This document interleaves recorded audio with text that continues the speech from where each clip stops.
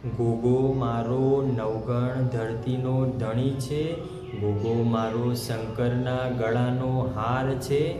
રાત્રે 11 થી 1ના સમય દરમિયાન જો આપણને સપનું આવે છે તો સમજવું આ સપનું એકાદ વર્ષ સુધી તમારા જીવનમાં બદલાવ લાવી શકે છે। સપનું 1 થી 3ના સમયગાળા દરમિયાન આવે તો સમજવું કે આનું ફળ તમને 6 જ મહિનામાં, એટલે કે આપણે જાણીએ કે 6 જ મહિનામાં આનું પરિણામ મળી શકે છે। પણ જો કોઈ સપનું 3 થી 5ના સમયગાળા દરમિયાન, એટલે કે જો બ્રહ્મ મુહૂર્તમાં આવે છે તો સમજી જજો આની અસર એકાદ મહિનામાં જોવા મળે છે। પણ કેટલાક લોકોને સપનું રાતના સમયે આવે તો છે, પણ સવાર સુધીમાં એ ભૂલી જાય છે। તો ગભરાશો નહીં, કેમ કે કોઈ પણ સપનું જો તમને યાદ નથી રહેતું તો એ તમારા ઉપર કોઈ જ પ્રકારે હાવી નથી થતું। અને જો કોઈ સપનું ખરાબ આવ્યું હોય તો સવારે ઉઠીને ભગવાન શિવના લિંગ ઉપર, એટલે કે મહાદેવના મંદિરે જઈને શિવલિંગ ઉપર જો આપણે જળ ચડાવીએ છીએ તો એ સપનું 50% ખતમ થઈ જાય છે। અને આગળ આપણે એવું પણ જાણીએ કે કેટલાક લોકોને રાતના સમયે સપનું આવે તો છે, પણ જો સવાર સુધીમાં એમને યાદ છે અને એ સપનું જો કોઈ બીજી વ્યક્તિને કહી દીધું તો શાસ્ત્ર અનુસાર એનું 50% પાપ ઓછું થઈ જાય છે, એટલે કે 50% સપનું પટી પણ જાય છે। તો આ છે સાપનું સપનું આવવાના મુખ્ય ઉપાય।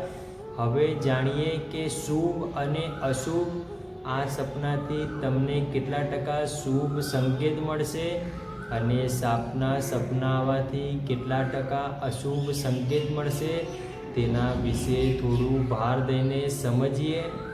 પ્રથમ તો આપણે શુભ સંકેતના વિશે સમજીએ કે સપનામાં જો તમે સાપને પકડતા હોય તો ચિંતા ના કરશો, એને શુભ સંકેત માનવામાં આવે છે। એવું જાણવામાં આવે છે કે સપનામાં સાપ પકડવાથી આવનાર દિવસોમાં તમને ક્યાંયથી ના ક્યાંયથી ધનની યોજના બનવાની હોય એનું સંકેત તમને અંદર ખબર પડે છે। બીજા નંબરના અંદર આપણે એવું પણ જાણી શકીએ કે સપનામાં જો સાપને તમે મારી નાખો છો તો આ પણ એક શુભ સંકેત છે। આ સંકેત એ જ વાત કહેવા માગે છે કે આવનાર સમયમાં તમે વિજય પ્રાપ્તિ કરવાના છો, તમે તમારા દુશ્મનોને પડકાર આપવાના છો।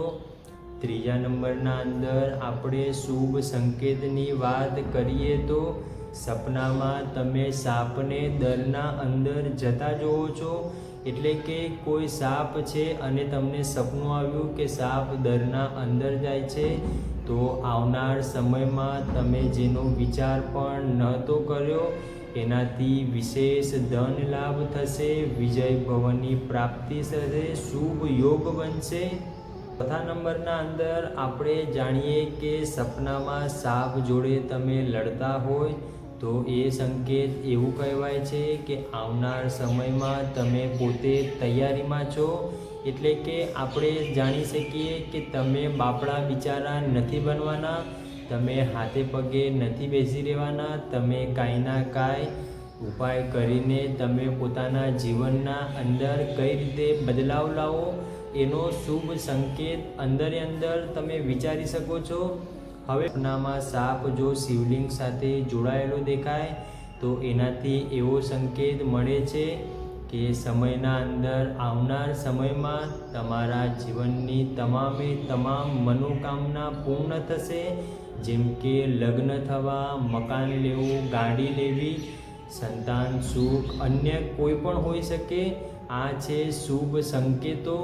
હવે આપણે જાણીએ અશુભ સંકેત કે જ્યારે સપનામાં સાપ દેખાય તો છે તો આનું અશુભ સંકેત આપણને શું મળી શકે તેના વિશે થોડું ભાર દઈને સમજીએ। તો સૌપ્રથમ તો એવું જાણીએ કે સપનામાં જો સાપ અને નોળિયો લડતા દેખાય તો સાવધાન રહેજો, આવનાર સમયમાં તમે કાનૂની કોર્ટ કચેરીના મામલામાં ફસાઈ શકો છો.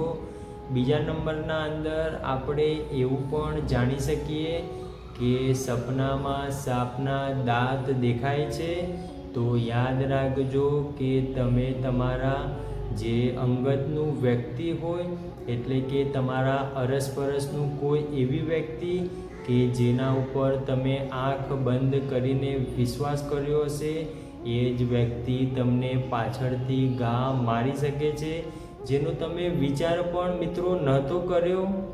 ત્રીજા અશુભ સંકેતની વાત કરીએ તો સપનામાં સાપ તમને ડંખ મારે છે તો એવો સંકેત જાણી શકીએ કે આવનાર સમયમાં તમે કોઈ મોટી મુસીબતમાં પડવાના છો. મિત્રો, મોટી મુસીબત કોઈ પણ હોઈ શકે, પણ મુખ્યત્વે આપણે જાણીએ કે કોઈ બીમારી આવી શકે, ઘર પરિવારના અંદર કંકાસ કજિયા થઈ શકે, જો આપણું કોઈ બિઝનેસ હોય તો બિઝનેસના અંદર પણ નુકસાન આવે, તો આવા પણ યોગ બને તો સમજી જવું કે આ એક અશુભ સંકેત છે. ત્રીજા નંબરના અંદર આપણે જાણીએ કે સપનામાં સાપનું બચ્ચું દેખાય છે તો એ એક ચેતવણી છે કે આવનાર સમયમાં કોઈ નાની મુસીબત તમારા જીવનના અંદર આવી શકે છે. આગળ જાણીએ કે સપનામાં સાપ દેખાવાનો એક એવો પણ મતલબ છે કે જ્યોતિષ શાસ્ત્ર અનુસાર રાહુ અને કેતુનો દોષ આપણા ઉપર હાવી હોઈ શકે છે. વારંવાર સાપ દેખાવો એ એક પિતૃદોષ તરફ પણ નજર હોઈ શકે છે. તમે જોયું હશે કે કેટલાક લોકોને વારંવાર સાપ દેખાય છે તો આપણે કુંડળીના હિસાબે જાણી શકીએ કે આપણી કુંડળીમાં પિતૃદોષ પણ હોઈ શકે છે. તો આવા ઘણા બધા શુભ અને અશુભ સંકેતો છે, પણ આમાંથી તમને કયું સપનું આવે છે? જો આનાથી પણ કોઈ વિરુદ્ધ પ્રકારનું સપનું આવ્યું હોય તો તમે અમને કમેન્ટના અંદર જરૂર જણાવજો. ત્યાં સુધી જય માતાજી મિત્રો, રાજી રહેજો.